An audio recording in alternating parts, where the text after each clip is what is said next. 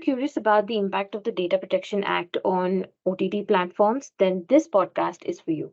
Hi, I'm Pallavi, your host, and welcome to our final episode of Gateway to Data Protection and Privacy Special Series by EVA India Insights podcast.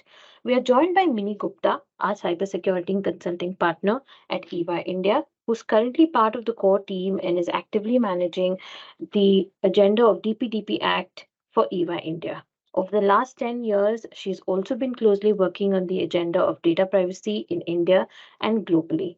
Today, we will be discussing the OTT platforms, data protection challenges, consent management, international data transfer, and the role of data fiduciaries, and much more. Mini, thank you for joining us for this episode. Thanks, Pallavi. Pleasure to be here. To jump right in, Mini, we would like to know, as you know, that there are increasing number of OTT platforms these days, particularly the smaller ones that are run by the entrepreneurs who are aggregating the content. Will they have the ability to have a proper data protection officer?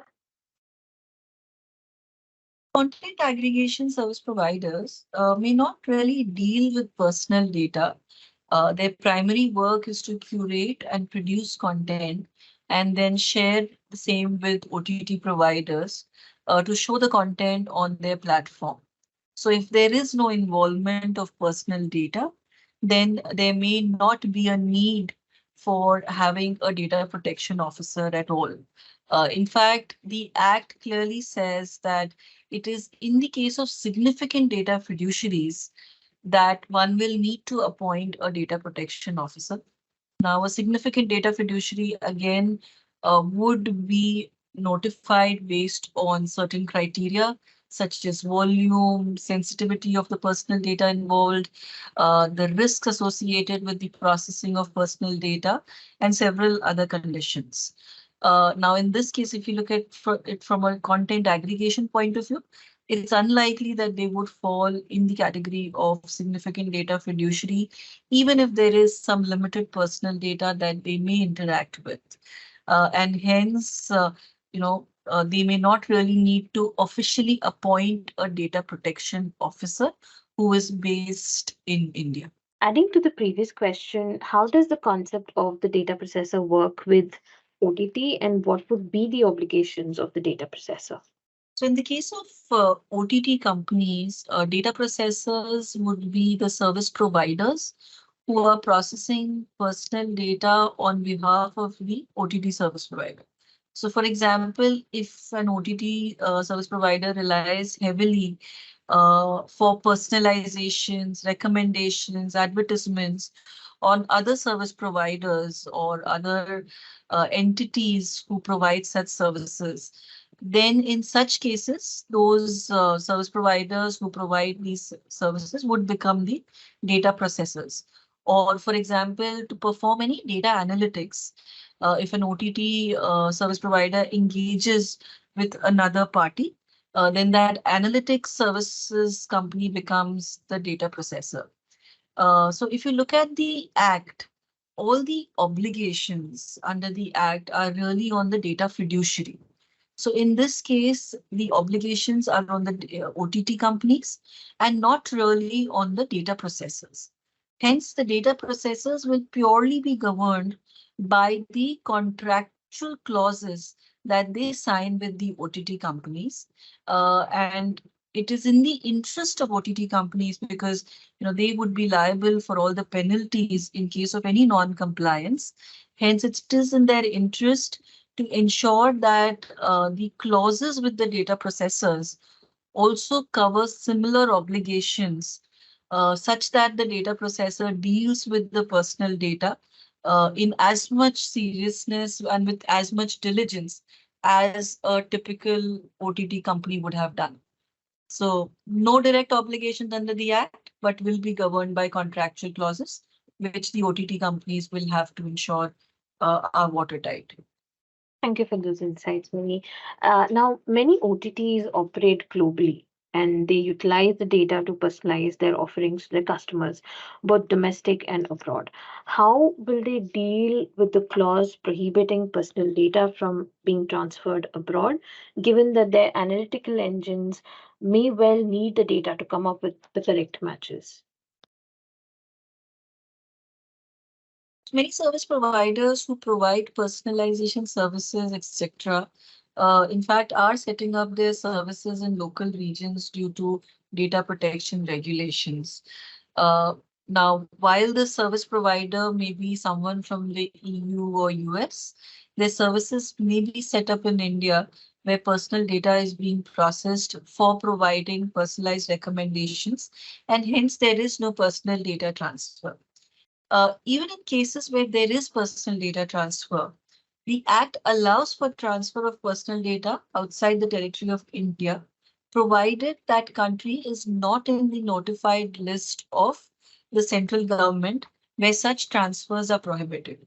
So, in case of international service providers where processing is taking place outside India, as long as it's not lying or not situated in any country which is a part of our negative list, transfer of data is not an issue.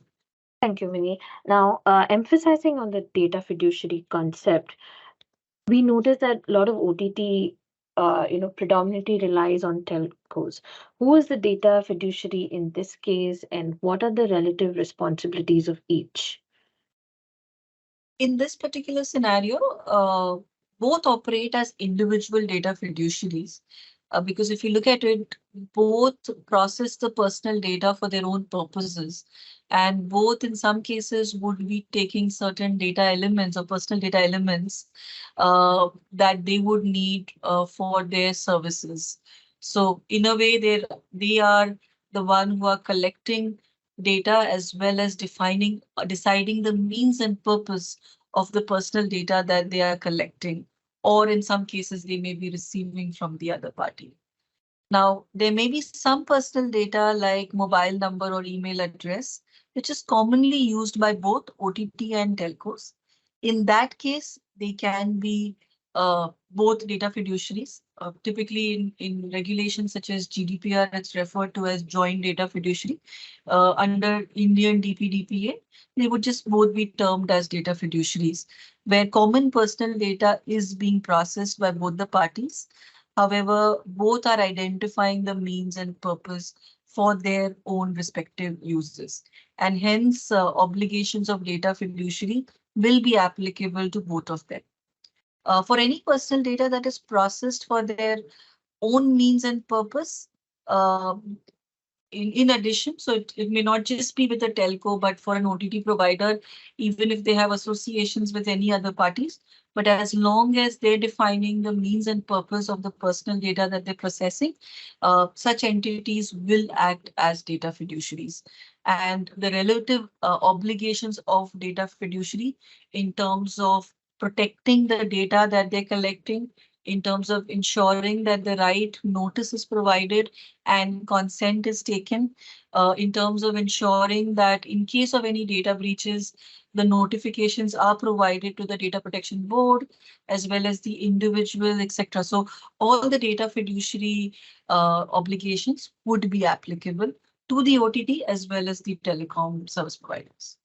Thank you, Minnie. Adding to that previous question, we see that there are provision of fines for a data fiduciary who fails to protect the data or misuses it. How does that help someone whose data is being misused?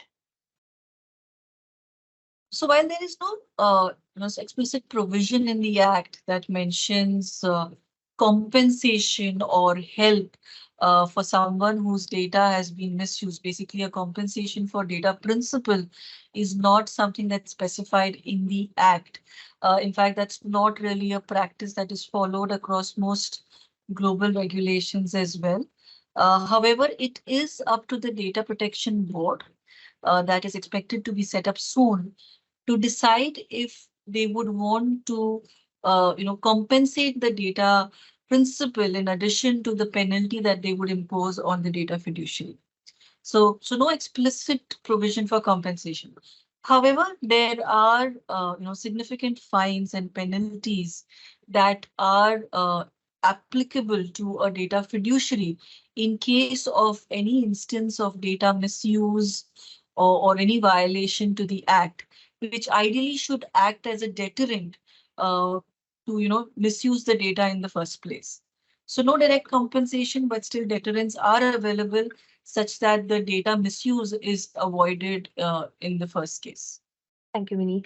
As we know that the law is the initial step, we would like to know what is the institutional capacity being built to ensure the law is being monitored carefully. In case of a data breach that harms the data principle, will there be a separate agency to take it further, or will it be going through the normal police channels? So there is a provision provided wherein there are provisions around grievances. There are provisions around, of course, taking the matters across various escalation levels. So as a data principal, or if someone comes to know of a breach or any harm that is caused to a data principal, they can first take it to the data fiduciary and request for clarification and more details. If they're not satisfied with what the data fiduciary is responding, the data principal has the provision to go to the data protection board. In fact, if the principal is not satisfied with what the data protection board is also responding, then there is a provision to go further to TDSAT, and a natural progression from TDSAT eventually is a possibility of approaching the Honorable Supreme Court as well. So there are multiple levels of escalation that have been provided that can be leveraged in case of any harm to a data principal. Further, if you look at it from a overall capacity of monitoring, the Act does provide in the cases of significant data fiduciary, wherein the data fiduciary may be dealing with a large volume of personal data, sensitive personal data, or the risks associated with the processing would be high, and some other factors. So if the data fiduciary is classified as a significant data fiduciary, then they will also need to undergo periodic audits. They will need to appoint an independent data auditor. And all of this, in fact, is a way of ensuring that there is some monitoring capability and capacity built on top of what a data fiduciary is doing. So all of this put together does act as means and provisions to help in case of any harm or a potential harm that could be caused to a data concern. Thank you, Vinny. And lastly, journalists and media houses deal with a lot of personal data of various data principles. Example from news consumption, interviews, article publishing, movie reviews. Would media houses and journalists need to obtain consent prior processing their personal data? Unlike GDPR and most global data protection regulations, where journalistic purposes and public interests are exempted from the Data Protection Act, in the Indian DPDPA, there is no exemption provided for journalistic purposes and public interests. And hence, we will have to wait for the rules to see if there would be any exemptions that would be coming up. In fact, the ministry is seeking consultations on the subject of any exemptions and the justifications for the same. So, we may be looking forward to some exemptions for journalistic purpose. Else, of course, under what we see as per the current version of the Act, we will have to rely on consent, which may practically be difficult and extremely onerous as well. Additionally, the Press Act of India may also come into light where it allows processing of data for journalistic purpose. So while there is no provision from a DPDPA perspective, we would need to look at the Press Act of India and see if the same can be done. Thank you, Vinny. Thank you for joining us and sharing all those valuable inputs on how DPDP Act has impacted the OTT sector. Thank you, Pallavi. On that note, we come to end of this episode. Make sure to hit subscribe on this preferred platform if you haven't already, so you can get notified about our next series of podcast.